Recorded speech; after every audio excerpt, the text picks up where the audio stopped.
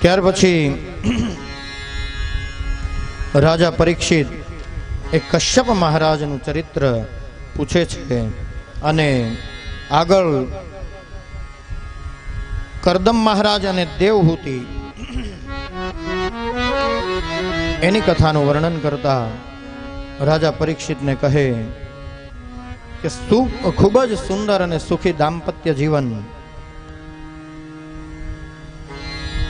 પણ બંનેનું લગ્ન જીવન ચાલે પણ કેવું, તો કે કરદમ મહારાજ સમાધિમાં લીન રહે લગ્નથી લઈને. લગ્ન કર્યા ત્યારે જ કરદમ મહારાજે કહ્યું કે જો હું ભગવાનનો ભગત છું, એટલે મને સમાધિ લાગી જાય તો ક્યારે ખુલે એનું નક્કી નહીં. અને લગ્ન થયા અને એ જ સમયે સમાધિ લાગી. લગ્ન પછી વર્ષોના વાણા વાઈ ગયા. એટલા વર્ષો વીતી ગયા કે દેવહૂતિ માતાને વૃદ્ધત્વ આવી ગયું. કરદમ મહારાજે જ્યારે સમાધિમાંથી આંખને ખોલી, આંખ ખોલતાની સાથે જોયું તો દેવહૂતિ ઊભા છે પણ ઓળખાય નહીં એવા થઈ ગયા છે. સફેદ કેશ થઈ ગયા છે, શરીર કૃશ બની ગયું છે, છતાં પણ સમાધિમાં બેઠેલા પતિની એ જ ભાવે સેવા કરી આટલા વર્ષો સુધી.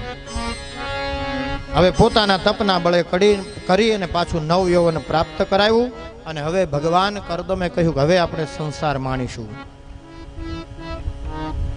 કામગ નામનું એક પોતાના મંત્ર વડે, પોતાની શક્તિ વડે, તપના બળ વડે કામગ નામનું વિમાન ઉત્પન્ન કર્યું અને લાંબા સમય સુધી આ કામગ નામના વિમાનમાં બેસી અને સંસારના સુખોને ભોગવ્યા છે. આ સંસાર ભોગવવાથી 9 કન્યા ઉત્પન્ન થઈ અને એ 9 કન્યાઓ ઉત્પન્ન થઈ એ 9 ઋષિઓને પરણાવવામાં આવી. ત્યાર પછી ફરી પાછા સમાધિમાં બેસવા ગયા એટલે માતા દેવહૂતિએ કહ્યું કે તમે એવું વચન આપ્યું હતું કે એક પુત્ર થશે પછી પાછો હું ભગવાનની સમાધિમાં ભક્તિમાં લીન બનીશ. એટલે એક પુત્રનું વચન હજી બાકી છે.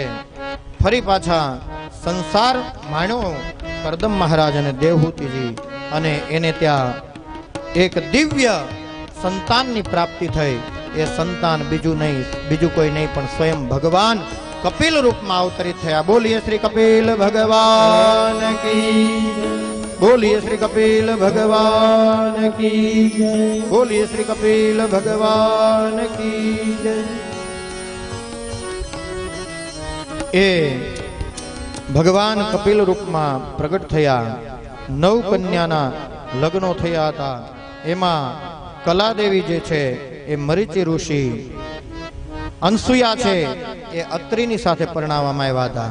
અરુંધતી છે વશિષ્ઠ બાપજીની સાથે પરણાવવામાં આવ્યા હતા. ખ્યાતિ છે ભૃગુ ઋષિની સાથે, અને હવીરભૂ છે એ પુલસ્ત્ય ઋષિની સાથે. ક્રિયા છે કર્તુ ઋષિની સાથે પરણાવવામાં આવ્યા હતા. અને શાંતિ છે અથર્વર્ણની સાથે. ખ્યાતિ છે ભૃગુ ઋષિ સાથે, અને શ્રદ્ધા છે અંગિરસ નામના ઋષિ સાથે પરણાવવામાં આવ્યા હતા.